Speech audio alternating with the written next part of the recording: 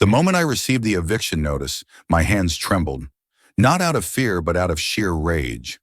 I had lived in this neighborhood for years, poured my soul into this house, and now some power-hungry HOA president thought she could just erase me with a single letter? Not this time. Her name was Marlene Whitmore, the self-appointed queen of the HOA.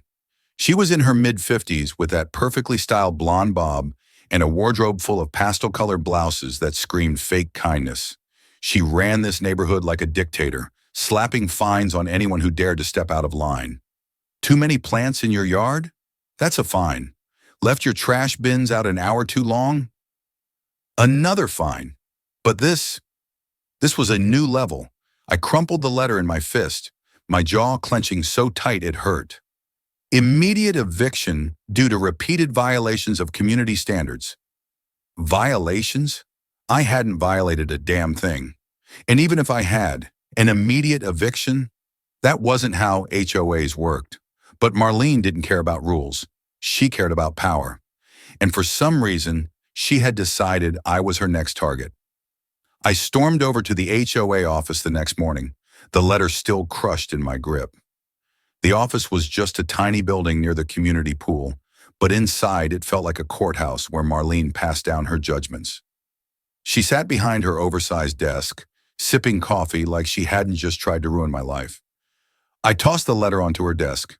"What the hell is this?" She barely blinked. "Mr. Calloway, you've repeatedly ignored HOA regulations, unauthorized modifications to your property, failure to maintain an approved lawn height, and hosting disruptive gatherings." I laughed, but there was no humor in it. "That's a joke, right? My lawn is perfect.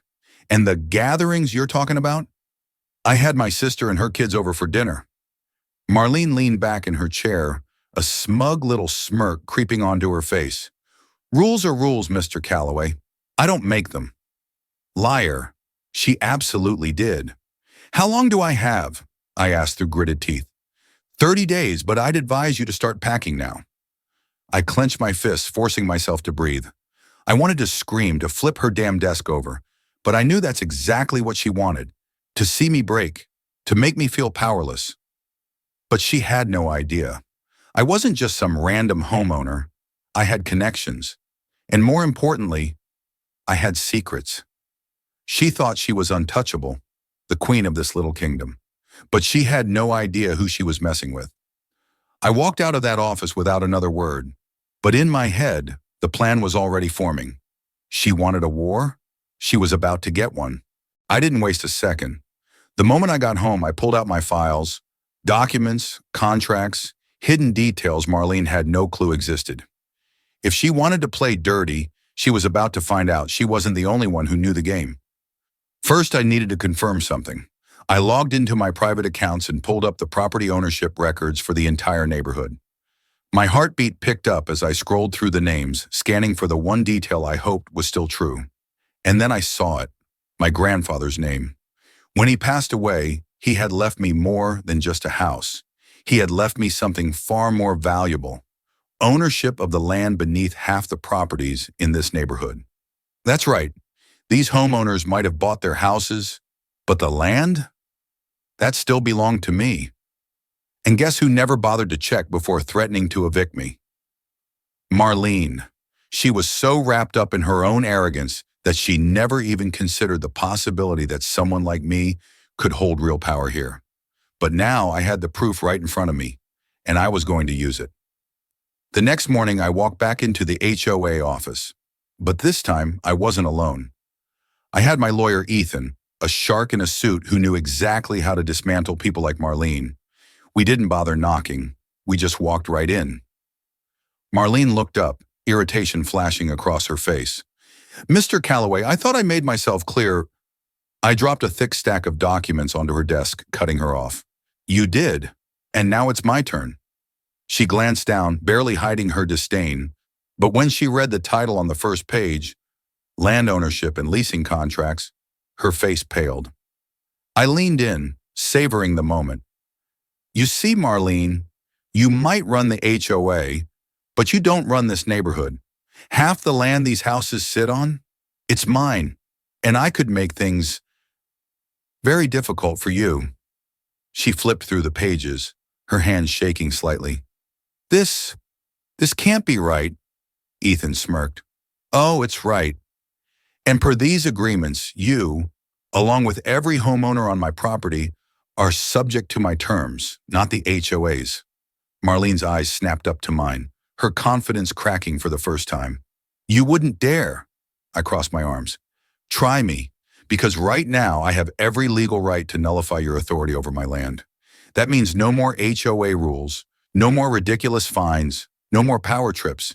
And if I decide to raise the land lease fees, well, I'm sure the other homeowners would love to know exactly who's responsible for their skyrocketing costs. She swallowed hard. For the first time, she wasn't the one in control. I smiled.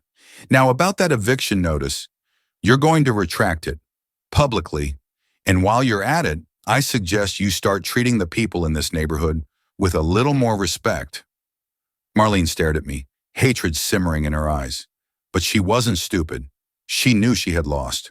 Fine, she hissed through clenched teeth. The eviction is revoked. I nodded. Good. Now, if you'll excuse me, I have a neighborhood to enjoy. I turned and walked out, the sweet taste of victory lingering in the air. But something told me this wasn't over. Not yet. I knew Marlene wouldn't let this go. People like her never did. And I was right. 3 days later, a formal-looking letter landed in my mailbox. No return address, but I didn't need one. I knew exactly who sent it. I opened it, my eyes scanning the printed words. Notice of property violation. Immediate action required. I smirked. She was already trying again. The list of supposed violations was laughable. Unapproved landscaping, improperly parked vehicle, excessive noise complaints, and my favorite, failure to comply with HOA decor standards. She was grasping at straws, desperate to find something, anything, to make my life difficult. I folded the letter and slipped it back into the envelope. If Marlene wanted a war, I'd give her one. That evening, I took a slow walk around the neighborhood, letting my presence be known. People watched from their porches, some whispering, others offering cautious nods. They had all seen what happened at the HOA office, and I could feel it, the shift in power. I spotted Mrs. Devereaux, one of the longest-standing residents, watering her front garden. She glanced at me, hesitated, then finally spoke. She's furious, you know, she said. Marlene, she's been making calls, trying to rally the board against you. I expected nothing less. Let her try, I said calmly. Mrs. Devereaux gave me a small smile. People are tired of her. If you make a move, you won't be alone. That was interesting and valuable. The next day, I arrived at the HOA meeting uninvited. Marlene was seated at the head of the table, flanked by the board members, most of whom looked uncomfortable. She stiffened when she saw me, but I didn't give her a chance to speak. I tossed her violation letter onto the table. You really think this is going to work? She smiled sweetly. Mr. Calloway, HOA rules exist for a reason. If you're violating them, consequences must follow. I leaned forward. You know what else exists for a reason? The law. And I just spoke to my attorney about your little intimidation tactic. Turns out issuing fraudulent violations? That can get the HOA sued. The board members shifted uneasily. One of them, a balding man named Peter, cleared his throat. Marlene, is this true? She didn't answer immediately, which told me everything. I pressed on. You're running this HOA like your personal empire. But the residents? They're done. They're tired of your games. And you know what I think? I glanced around the room. I think it's time for new leadership. Marlene's face darkened. You can't just waltz in here and... Actually, I can. I pulled out a petition. I've already gathered the necessary signatures to call for a vote. If the board agrees, we can decide right now. The silence was deafening. One by one, the board members exchanged glances. Then Peter spoke again. I second the motion. Marlene's face went pale. You... what? Another member raised their hand. I agree. Let's vote. Within seconds, hands started going up. Marlene looked around, realization dawning. She was losing. For the first time since she seized control, She was powerless. And the best part? I wasn't done yet. Marlene's breathing grew shallow, her carefully curated facade slipping. She had ruled over this HOA like a dictator for years, and now she was watching her empire crumble in real time. "You can't do this," she sputtered, looking around the room as if begging for anyone, to back her up. No one did. Peter, the board member who had seconded the motion, squared his shoulders. "We just did." A tense silence filled the room. Marlene's fingers curled into fists on the table, her nails digging into the polished wood. And then she did what all cornered bullies do. She lashed out.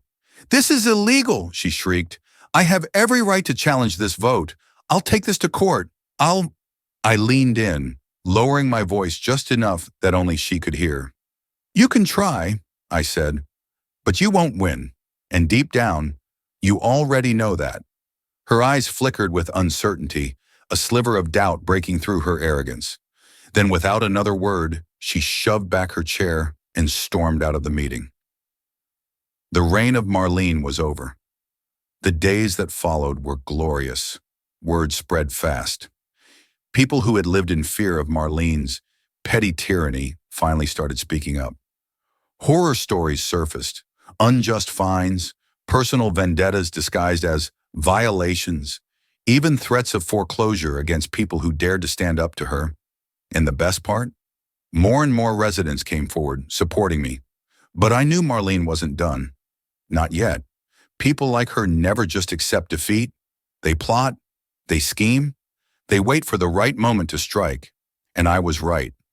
One evening, just as the sun dipped below the horizon, I noticed a black sedan parked near my house. At first, I thought nothing of it, until I saw the figure sitting inside. A woman, blonde, Marlene. She sat there unmoving, watching my house like a predator stalking its prey. I stepped onto my porch, meeting her gaze across the street. A slow smile curled her lips. And then she did something that sent a chill down my spine. She waved, not in a friendly way. Number. It was the kind of wave that promised something, a warning, a threat. I didn't move. I didn't blink. I just stared her down. And then, after what felt like an eternity, she put her car in drive and disappeared into the night. Marlene wasn't done. She was just getting started. And I had a feeling things were about to get a whole lot worse. The next morning, I woke up to a notice taped to my door. At first glance, it looked official. Crisp paper, bold lettering, the HOA's emblem at the top. Notice of violation. I scoffed before even reading it. Classic Marlene. She was already playing dirty. I skimmed through the letter, expecting the usual nonsense. But this time she had escalated. Due to a series of infractions and failure to comply with HOA regulations, a motion has been filed to evict you from the community. The board will review the matter in a closed session. My grip on the paper tightened. Evict me? From a neighborhood I owned? I let out a dry laugh. She was desperate. I wasn't about to play her game. But I also knew better than to ignore a snake in the grass. I needed to move first. I spent the next few hours gathering every piece of evidence I had against her. Emails, recorded conversations, financial discrepancies, anything that could expose her corruption. I had enough dirt to bury her. But I wasn't just going to stop her. I was going to destroy her. That evening, I attended the HOA meeting. The tension in the room was suffocating. Marlene sat at the head of the table, her expression smug, her eyes gleaming with triumph. I took my seat without a word. "Before we begin," Marlene said, barely containing her excitement, "I'd like to present the case against—" I raised a hand. "Actually, I have something to present first." She frowned. "This meeting isn't about you presenting anything. It's about the board discussing—" I slid a thick folder across the table. "This says otherwise." Marlene hesitated. The board members leaned forward, flipping through the pages. I watched as their expressions shifted. Confusion, shock, anger. Marlene's face drained of color. "What is this?" I leaned in. "Proof." The room fell silent. And then, one by one, the board members started reading aloud. "Unauthorized HOA funds used for personal expenses." Fake violations issued to residents Marlene personally disliked. Threats made against homeowners to silence complaints. Marlene froze. Her fingers twitched against the table. This is all fabricated. Peter, the same board member who had seconded my motion before, shook his head. Marlene, this is bad. Another member exhaled sharply. If this gets out, the HOA could be sued. We could be shut down. Panic flickered across Marlene's face. I was doing what was best for the community. I tilted my head. Were you? Her lips parted, but no words came out. She knew. She knew she was done. We need to vote, Peter said, his voice firm. And just like that, the board turned against her. I watched as they deliberated, voices hushed but firm. Marlene's breathing grew uneven. She wasn't just losing her power, she was losing everything. Finally, Peter looked up. We're removing Marlene from the HOA. The words rang through the room like a gavel hitting a bench. Marlene's lips trembled. You can't. It's done, another board member cut in.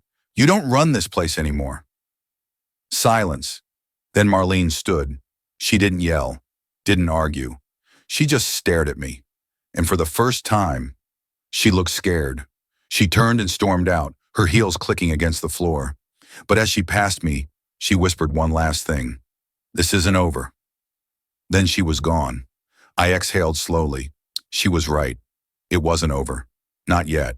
For the next few days, Marlene vanished. No emails, no threats, no sudden rule changes. It was unsettling. I knew she wasn't the type to go down quietly. She was plotting, and I had no doubt that whatever came next would be her most desperate move yet. Then on Friday morning, I got a call. Not from the HOA, not from a neighbor, from the police. Sir, we need you to come down to the station. There's been a serious allegation against you. I sat up straight. What? An HOA member has filed a complaint. It's best if you come in and answer a few questions. I felt my pulse hammer in my ears. Marlene. She had gone nuclear. I arrived at the station, my mind racing. An officer led me to a small room. Gray walls, flickering light, cold metal chairs. And there she was, Marlene. Sitting across from me, her expression carefully composed, but her eyes filled with something else. Victory. The officer cleared his throat. Mr. Carter, we received a report that you have been harassing and threatening members of the HOA board. Ms. Dawson here claims you've been sending aggressive messages, making unlawful demands, and creating a hostile environment. I stared at her. She smiled. I don't feel safe, she added, her voice trembling just enough to sound convincing. I had no choice but to report it. She was trying to frame me, and worse, the officer was actually listening to her. I took a slow breath. I had to be careful. Officer, do you have proof of these threats? I asked. Marlene quickly pulled out her phone. I have everything right here. She tapped a few times, then turned the screen toward him. I expected fabricated messages, maybe some doctored screenshots. But what I saw, my actual messages, edited, twisted, manipulated, words taken out of context, conversations chopped and rearranged. It looked bad. I clenched my jaw. That's not... The officer frowned. Sir, this is serious. If we determine these threats are credible, you could be facing legal action. Marlene let out a fake shaky breath. I just want to feel safe in my own neighborhood. I forced myself to stay calm. She had the upper hand for now, but I wasn't going to let her win. I leaned back in my chair. You know what, officer, I said, keeping my voice steady. I'd love to press charges too. Marlene's face flickered with the slightest hint of panic. The officer raised an eyebrow. Press charges for what? I reached into my pocket and pulled out my phone. Then I played an audio recording.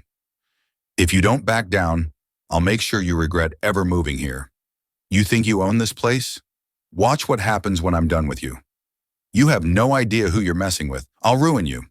Marlene's voice, clear as day. The officer slowly looked at her. Her face went pale. I was just, she stammered. That was taken out of context. I tilted my head. You sure? The officer's gaze hardened. Ms. Dawson, You're aware that filing a false police report is a crime, correct? Marlene swallowed hard. She had walked right into her own trap. The next few minutes were a blur. The officer took my statement this time. Marlene backpedaled, scrambling for excuses. But it was too late. She had lost. And when the officer finally told her she was under investigation for harassment and defamation, I saw it, the exact moment she realized she was finished. That night, I returned home to find a single letter taped to my door. Not from the HOA, not from Marlene, from her lawyer. She was suing me. This wasn't over yet. The lawsuit was a desperate attempt, but I wasn't taking any chances. I immediately called my lawyer, Lucas Kane, a man known for tearing apart baseless claims in court. I met him the next morning in his downtown office, a sleek space filled with heavy books and an even heavier sense of power. Lucas skimmed through the lawsuit, then leaned back in his chair, smirking. "This is laughable," he said, tossing the papers onto his desk. "She's suing you for emotional distress after she tried to frame you?" "Can she win?" I asked. Lucas scoffed. "Not a chance. But that's not the point. She wants to bleed you dry with legal fees, make you suffer, even if she knows she'll lose." Marlene's strategy was clear. If she couldn't destroy me through the HOA, she'd try to do it through the courts. But she had underestimated me again. I leaned forward. "Can we countersue?" Lucas grinned. "Now that's the right question." The next few weeks were brutal. Legal filings, depositions, court dates looming. But while I prepared my case, Marlene was crumbling. The HOA board had finally started to turn against her. People were talking. Whispers spread about how she had tried to frame me, how she was losing her grip on the community she once controlled. And then, just when I thought she couldn't sink any lower, she made her biggest mistake yet. It happened one afternoon when I was reviewing documents at home. A loud knock rattled my front door. I opened it to find my neighbor, an older man named Greg, his face red with anger. "You need to see this," he said, shoving a letter into my hands. I unfolded it, and my stomach dropped. It was an anonymous letter, threatening, vicious, and it wasn't just sent to Greg. Half the neighborhood had received one. Each letter attacked me, spreading lies about my character, claiming I was a dangerous fraud who had conned his way into power. It was a smear campaign, and I knew exactly who was behind it. Marlene was trying to turn the entire neighborhood against me. She wanted war. She was about to get one. That night, I gathered every resident who had received a letter. I printed copies, highlighted the threats. Then I called the police. By the time the officers arrived, I had dozens of witnesses ready to testify. Marlene had crossed a legal line: harassment, slander, intimidation. The moment the cops knocked on her door, I knew it was over. But the real nail in the coffin came a week later. Court day. Marlene sat across from me, her lawyer by her side, but there was no trace of the smug confidence she once had. Her face was pale. Sweat lined her forehead. And when Lucas stood up and presented the evidence, the threats, the false police report, the smear campaign, her entire case collapsed. By the time the judge ruled in my favor, she wasn't just losing the lawsuit. She was losing everything. Within a month, Marlene was removed from the HOA board. Her reputation was shattered. The same people she once controlled now avoided her like the plague. And me, I had officially taken her place. Not just as a homeowner, not just as the guy who fought back, but as the new head of the HOA. And I had one final decision to make. Marlene's downfall was swift and brutal. With the lawsuit lost and her reputation destroyed, she became a pariah in the neighborhood she once ruled. The same people who had feared her, who had followed her blindly, now saw her for what she was, a petty tyrant who had finally been exposed. But I wasn't done. At the next HOA meeting, I sat at the head of the table, her old seat. The room was packed, more people than I had ever seen at an HOA meeting before. Everyone was waiting, watching, and then Marlene walked in. Her face was drawn, her eyes dark with exhaustion. She looked small, defeated, a far cry from the woman who had once ruled this neighborhood with an iron fist. She tried to sit, but I spoke before she could. "Marlene," I said, my voice calm but firm, "you don't belong here anymore." A murmur rippled through the crowd. Her mouth fell open. You can't. I slid a document across the table. You were removed from the board, effective immediately. The homeowners voted. You lost. She stared at the paper, her hands trembling. You can't do this. I leaned forward, meeting her eyes. You did this to yourself. Silence. She knew it was over. Without another word, she stood up, her movements slow, mechanical. The weight of her downfall pressing down on her. She turned to leave, but I wasn't finished yet. There's one more thing, I called out. She stopped but didn't turn around. I stood. You're being evicted. Gasps echoed through the room. She whipped around, her face twisted in rage. That's not possible. I pulled out another document. Actually, it is. Marlene had violated multiple HOA bylaws: harassment, slander, abuse of power. She had forged documents, made false police reports, sent threatening letters. The board had voted. She was being fined into the ground, and without the power she once held, without the ability to manipulate and control the HOA, she couldn't fight it. Her own system, the one she had used to ruin others, was now destroying her. She staggered back, her face pale. You ruined me, I shook my head. You ruined yourself. And with that, she turned and walked out of the HOA meeting for the last time. 2 months later, her house was gone, foreclosed, auctioned off. The new owners? A single mother who had once been one of Marlene's biggest victims. Poetic justice. As for me, I finally had peace. The HOA was no longer a weapon used against the homeowners. It was no longer a tool of fear and corruption. It was just a neighborhood association, and I was finally home.